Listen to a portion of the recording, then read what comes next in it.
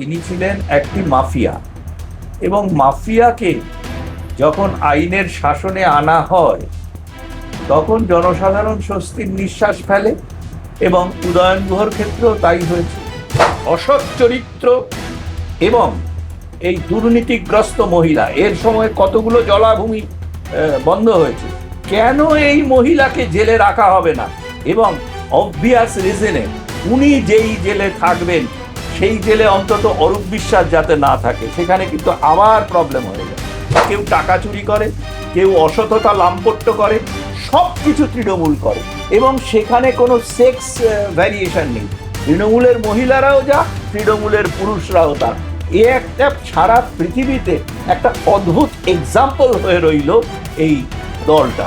অনেকে ভাবে কি চমৎকার ইংরেজি বলছে, আরে ওর থেকে ইংল্যান্ডের, ইউএসএ যে ম্যাথরগুলো সেগুলোও কিন্তু ভালো ইংরেজিতে কথা বলে, ওর থেকে বেটার ইংরেজি।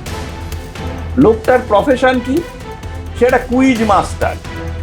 এই কুইজ মাস্টারের বিদ্যে বুদ্ধি নিয়েই এই জিনিসগুলো বেরোয়।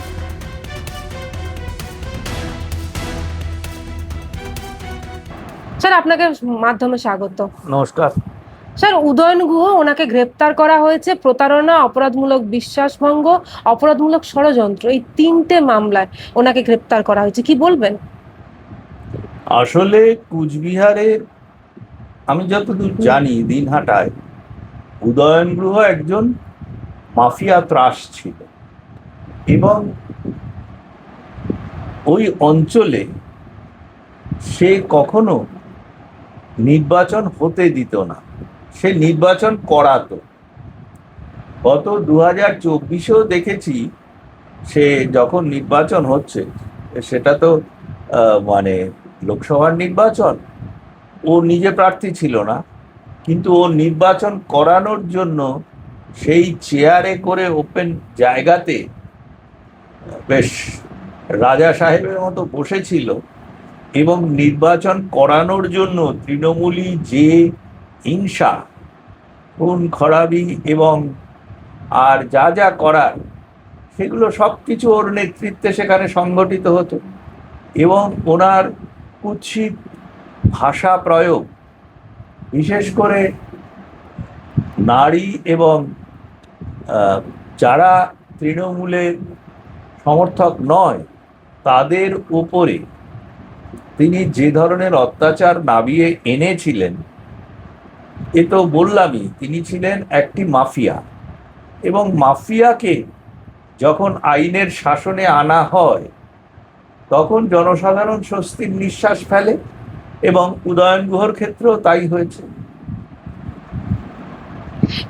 ওনার তো একটা দীর্ঘ রাজনৈতিক পারিবারিক ইতিহাসও রয়েছে। হ্যাঁ, আমি যেটা জানি, আমি ওনার বাবা কমল গুহকে জানতাম। আমাদের ওই সময়ে কমল গুহ আমার চাকরি জীবনের প্রথম দিকে, মধ্য দিকে, উনি বামফ্রন্টের মন্ত্রী ছিলেন বহুদিন। আমাদের এডুকেশনের ব্যাপারে, হায়ার এডুকেশনের ব্যাপারে এক সময় ওনারই দলের নির্মলবাবু হাতে যখন উচ্চশিক্ষা দপ্তর ছিল, সেই সময় নির্মলবাবুর অসুস্থতার কারণে কিছুদিন ওনার বাবা কমল গুহের হাতে ছিল, এবং একটি বিশেষ কাজে আমাদের সহকর্মীর মানে সরকারি প্রশাসনের গাফিলতিতে হঠাৎ তার মানে বেতন বন্ধ হয়ে গেছিল। সেই ব্যাপারে কথা বলতে আমি ওনার মেয়েরকে আমি জানতাম, ইন্দ্রাণী ব্রহ্ম, তাকে ধরে আমি ওনার কাছে, উনি তখন আমার যতদূর স্মরণে আছে ওই মানে রাজভবনের মধ্যে ওনার কোয়ার্টার ছিল, সেখানে থাকতো, এবং সেখানে আমি গিয়েছিলাম, ওনার সঙ্গে কথাও হয়েছিল এবং কাজটাও হয়ে গেছিল। উনি তখন টেম্পোরারিলি দায়িত্বে ছিলেন ফরওয়ার্ড ব্লকের।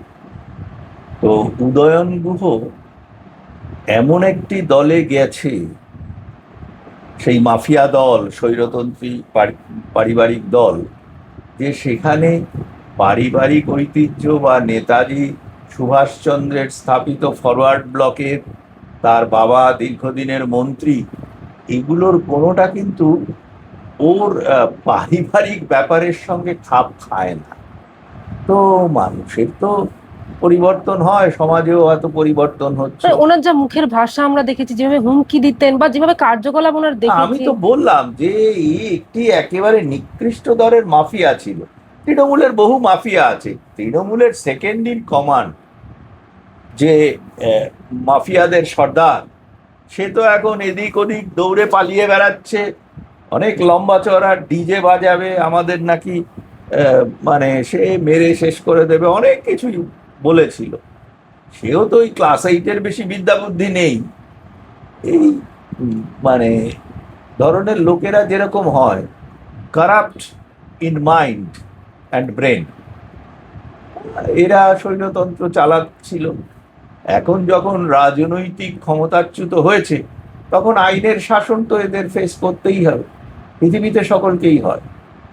অন্যদিকে আমরা দেখতে পেলাম উদয়ন গুহ, তিনি হচ্ছে যখন ওনাকে কোর্টে নিয়ে যাওয়া হচ্ছিল, উনি হেলমেট পরে যাচ্ছিলেন, যাতে ডিম বা যারা জনতা, বিক্ষিপ্ত জনতা যারা ছিল, বিক্ষুব্ধ জনতা, যাতে ওনাকে ডিম না মারে বা ওনার গায়ে যাতে না লাগে, দেখলাম হেলমেট পরে উনি যাচ্ছেন।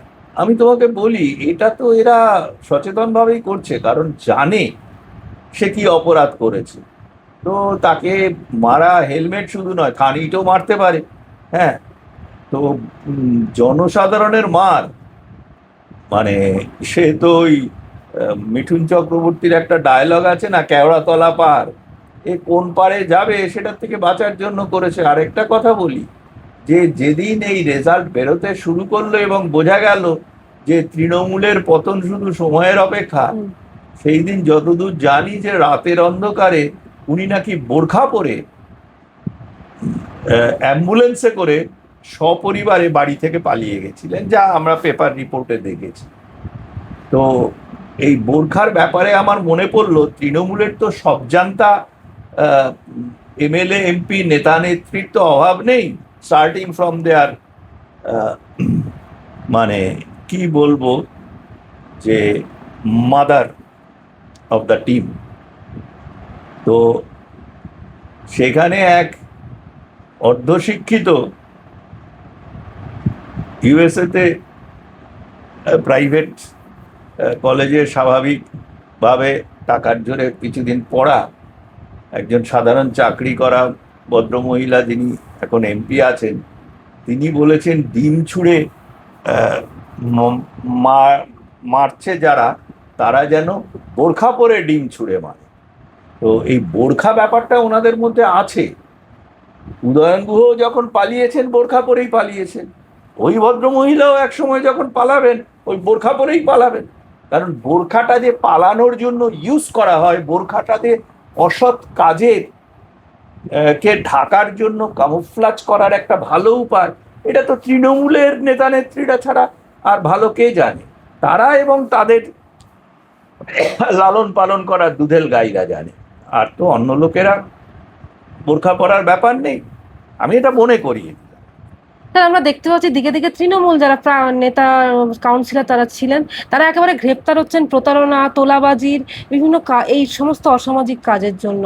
তোমরা দেখো একটা জিনিস, আমি তোমাদের চ্যানেল আর বহু জায়গায় বলেছি, লিখেছি, যে তৃণমূল দলটাই হচ্ছে কতগুলো তোলাবাজ, অশিক্ষিত, কস্টিক টাং মাফিয়া, এবং তাদের এই দুর্নীতি এবং অত্যাচার এত বেশি বেড়ে গিয়েছিল যে এরা শুধু সরকারি এক্সচেকারকে লুটপাট করেই শান্ত হয়নি, এরা সাধারণ মানুষকে ফ্লিজ করে টাকা তুলতো। ওই যে তোমার ওই আমাদের কি বলবো, ওই পিয়ারলেস হসপিটালের পাশে একটি কোঅপারেটিভে আমার নিজের একটা ছোট বাড়ি, পৈতৃক দেওয়া বাড়ি আছে, সেটা বহুদিনের পুরনো বাড়ি, সেটাকে একটু এক্সটেন্ড করছিলাম।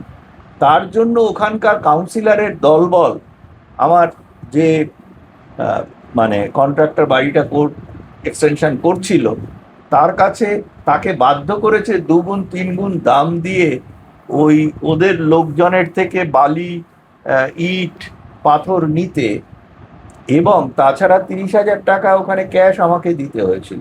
আমি কারোর কাছে কোনো সুবিধে পাইনি। আজকে সেই মহিলা বড় বড় কথা বলছে, তার অফিস থেকে কি পাওয়া গেছে? একজন অসৎ চরিত্র, আবার বলছি অসৎ চরিত্র এবং এই দুর্নীতিগ্রস্ত মহিলা। এর সময় কতগুলো জলাভূমি বন্ধ হয়েছে। কেন এই মহিলাকে জেলে রাখা হবে না? এবং অবভিয়াস রিজনে উনি যেই জেলে থাকবেন সেই জেলে অন্তত অরূপ বিশ্বাস যাতে না থাকে, সেখানে কিন্তু আবার প্রবলেম হয়ে যাবে। স্যার এইগুলো একটা আলাদা জাত। এগুলোকে মানুষ বললে মানুষের অপমাননা হয়, এগুলোকে পশু বললে পশুকে অপমান করা হয়। দলের অ্যাকাউন্টে লেনদেন বন্ধের জন্য ব্যাংকে চিঠি দিয়েছেন অরূপ বিশ্বাস। তিনি মানে চিঠি লিখেছেন যাতে ফ্রিজ করা হয়, কি বলবেন? তৃণমূল আবার ক্লেম করেছে যে অরূপ বিশ্বাস তো তাদের কোষাধ্যক্ষই নেই। দেখো, বলো হরি হরি বল, পার্টিটা তো উঠে গেছে, এখন ওই পার্টির যে প্রপার্টি সেই নিয়ে কামড়াকামড়ি চলছে। অরূপ বিশ্বাস তার ভাগ চাইছে, আবার যিনি চিঠি লিখেছেন তিনি আবার তার ভাগ চাইছেন। সেখানে পিসি ভাইপোর মারামারি, কে বেশি কে টাকা নেবে কার কাছ থেকে। তারপরে তো আবার ঋতব্রতরা আছে, তারপরে ওপরের সেই যারা ওই অন্য একটা দলের সঙ্গে পার্লামেন্টের মেম্বাররা জুড়ে গেছে পার্টিটা। এই তালে গোলে হরিবল, একটা লোক এদের মধ্যে অনেস্ট নেই। অথচ রাজনীতি করতে যাওয়া মানে কি? সেটা তো যারা জীবনে আর কিছু করার নেই, একটু দেশ সেবা করি, এরা দেশ সেবাটা শুরু করে নিজেকে দিয়ে, শেষ করে নিজেকে দিয়ে এবং সমাজের নোংরামো ছড়া। সবচেয়ে বড় কথা হচ্ছে কেউ টাকা চুরি করে, কেউ অসততা লাম্পট্য করে, সব কিছু তৃণমূল করে এবং সেখানে কোনো সেক্স ভ্যারিয়েশন নেই। তৃণমূলের মহিলারাও যা, তৃণমূলের পুরুষরাও তা। এ একটা সারা পৃথিবীতে একটা অদ্ভুত এক্সাম্পল হয়ে রইল এই দলটা, এবং আমি জানতাম এটা হবে। তাহলে তাহলে এই তহবিলের ভবিষ্যৎটা কি? এই কোটি কোটি টাকা তহবিলের ভবিষ্যৎ কেউ যদি না পায় সরকারি এক্সচেকারে জুড়ে যাবে। আমাদের মতো এই বৃদ্ধ যারা রিটায়ার্ড লোক, তাদের যে টাকাগুলো মমতা ব্যানার্জি চুরি করে ভাইপোর ফান্ড বানিয়েছে, তাদেরকে মানে তাদের প্রাপ্য যেটা মিটিয়ে দেওয়ার কথা নতুন মুখ্যমন্ত্রী মাননীয় মুখ্যমন্ত্রী শুভেন্দু অধিকারী বলেছেন, আশা করা যায় সেখানে আমরা কিছুটা ভাগ পাবো। এবং যে সরকারি কর্মচারীরা ডিএ পাননি, সমাজের অন্যান্য জায়গার যে মানুষগুলো, তাদের কিছু কিছু সুবিধা হবে। এগুলো সব মানে সরকারি এক্সচেকারে জুড়ে যাওয়া উচিত, কারণ ওটা কোনো পার্টি না, ওটা কোনো পার্টির তহবিলই না। এটা তো চুরি করে, দুর্নীতি করে সরকারি অর্থ এবং অন্যদের থেকে টাকা লুটপাট করে নেওয়া। তৃণমূলের আবার প্রপার্টি কি? তৃণমূল একটা দল, তারও আবার প্রপার্টি ল্যাঙ্গটের বুক পকেট। তাহলে অন্যদিকে আমরা দেখতে পাচ্ছি মমতা বন্দ্যোপাধ্যায় ওনার যে সিকিউরিটি যারা দিতেন ওনাকে, তার পরিবর্তন করা হয়েছে এবং সেই নিয়ে আমরা দেখছি অনেক সমস্যা হচ্ছে। বলা হচ্ছে যারা যারা ছিলেন তাদেরকেই রাখতে হবে, কি বলবেন? এত বিতর্ক কেন? দেখো, একটা মুশকিল হচ্ছে কি জানো, এই দলটা এখন এক্সপোজড হয়ে যাচ্ছে। যে লোকটা বলেছে সে পার্লামেন্টে অনেক লম্বা চড়া বক্তৃতা দেয়, অনেকে ভাবে কি চমৎকার ইংরেজি বলছে। আরে ওর থেকে ইংল্যান্ডের, ইউএসএ যে ম্যাথরগুলো সেগুলোও কিন্তু ভালো ইংরেজিতে কথা বলে, ওর থেকে বেটার ইংরেজি। লোকটার প্রফেশন কি? সেটা কুইজ মাস্টার। এই কুইজ মাস্টারের বিদ্যে বুদ্ধি নিয়েই এই জিনিসগুলো বেরোয়। তিনি দেবীর কাছে নিজেকে সমর্পণ করেছেন, দেবীর কথা অনুযায়ী চলবেন, সেই জন্য এই কথাগুলো বলেছেন। ঘটনাটা কি? মমতা ব্যানার্জি জেড প্লাস ক্যাটেগরির নিরাপত্তা পেতেন এবং যেদিন শুভেন্দুবাবু দায়িত্ব নিলেন মুখ্যমন্ত্রী হিসেবে, তিনি বললেন যে প্রাক্তন এই মানে অপসারিত মুখ্যমন্ত্রী মমতা ব্যানার্জি, তার বয়স হয়েছে, তার যে কাজকর্মের পরে তো তার সিকিউরিটিরও দরকার হবে, সেই জন্য তার জেড প্লাস সিকিউরিটি যাতে চলতে থাকে আমরা তার জন্য চেষ্টা করি, এবং উনি সেটা করেছেন। জেড প্লাস সিকিউরিটি এখনো ওনার কাছে আছে। ওই কুইজ মাস্টারটার বক্তব্য ছিল যে যেই দুজন নাম করে বিশেষ অফিসার ওনার দায়িত্বে ছিলেন, ওনার ডিউটির দায়িত্বে, সেই দুজনকে কেন চেঞ্জ করা হয়েছে। টোটাল ওনার যে সিকিউরিটি এবং সিকিউরিটি বলয় জেড প্লাসের যেটা থাকে, কতজন আমার খেয়াল নেই, বোধহয় 16 জন না কতজন, তো সেইটা ঠিকই আছে, সবই ঠিক আছে। কিন্তু অফিসাররা তো তাদের ডিউটি পরিবর্তনশীল, সরকারি চাকরিতে এটাই আমরা দেখে এসেছি।